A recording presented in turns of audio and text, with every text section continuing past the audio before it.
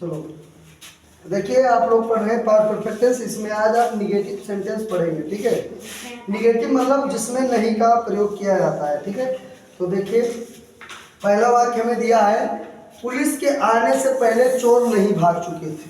तो सबसे पहले हम इसमें उस चीज का ट्रांसलेट करते हैं जो नहीं भाग चुके थे, ठीक है।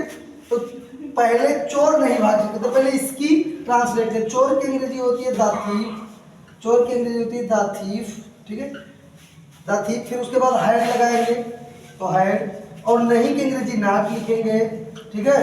तो द थीफ हैड नॉट। भागना की अंग्रेजी होती है रन अवे, और इसका थर्ड फॉर्म लिखेंगे तो रन रैन रन, वही हो जाएगा, यानी रन अवे हो जाएगा। भागना की अंग्रेजी रन अवे, ठीक है।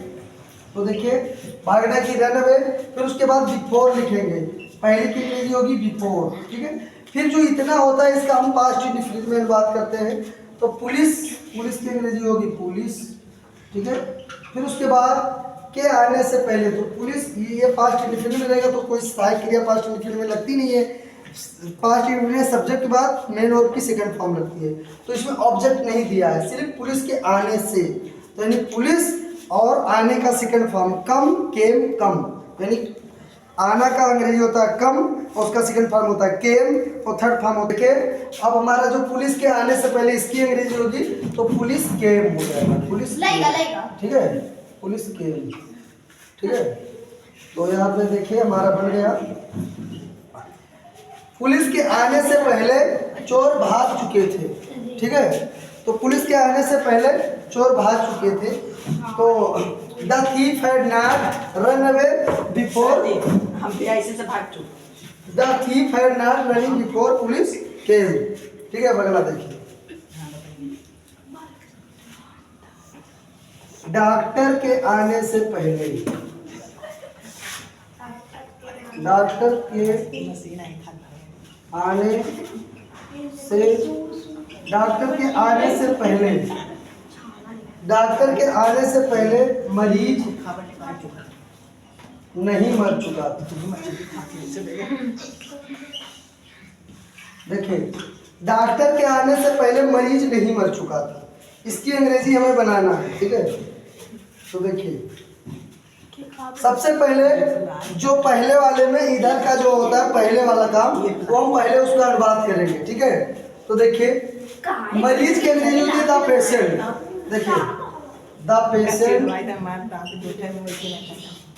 The patient, the patient had.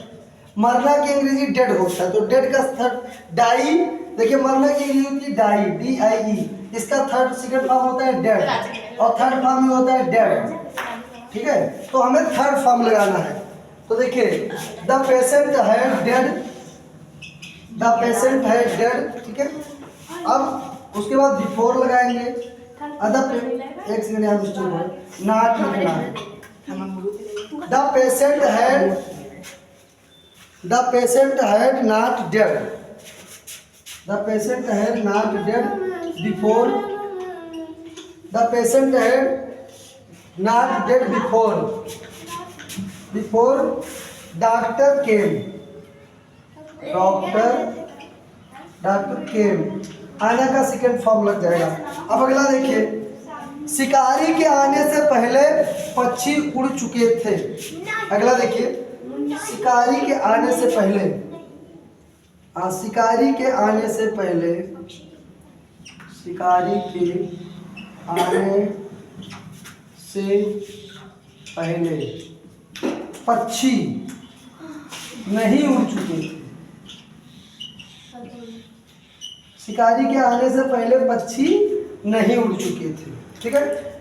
तो पक्षी की अंग्रेजी सबसे पहले लिखेंगे बर्ड्स, क्या लिखेंगे, the birds, the birds, the birds had, the birds had not. उड़ना की अंग्रेजी क्या होती है, फ्लाई, फ्लाई। देखिए, उड़ना की अंग्रेजी फ्लाई होती है, और सेकंड फॉर्म होता है फ्लू, और थर्ड फॉर्म होता है फ्लोन। तो हमें थर्ड लगाना है, FLOWN। तो लिखेंगे the birds had not phloem, लिखेंगे, क्या लिखेंगे, phloem, FLOWN, phloem. The birds had not phloem, पक्षी नहीं उड़ चुके थे। बिफोर, बिफोर मतलब पहले की अंग्रेजी होता है बिफोर, बिफोर, शिकारी के आने से पहले, शिकारी के अंग्रेजी होता है हंटर, तो क्या लिखेंगे हंटर, हंटर केम, आना की सेकेंड फॉर्म लिखेंगे, ठीक है। अगला देखिए, बिल्ली के आने से पहले चूहे नहीं भाग चुके थे, ठीक है। देखिए इसकी अंग्रेजी आप लोग एकदम कंसंट्रेट करके पढ़े, एकदम साइलेंट में रहे ताकि पूरा समझ में आए। बिल्ली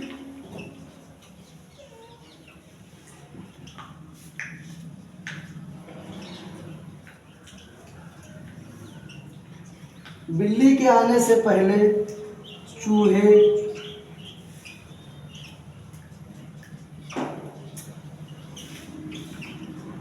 बिल्ली के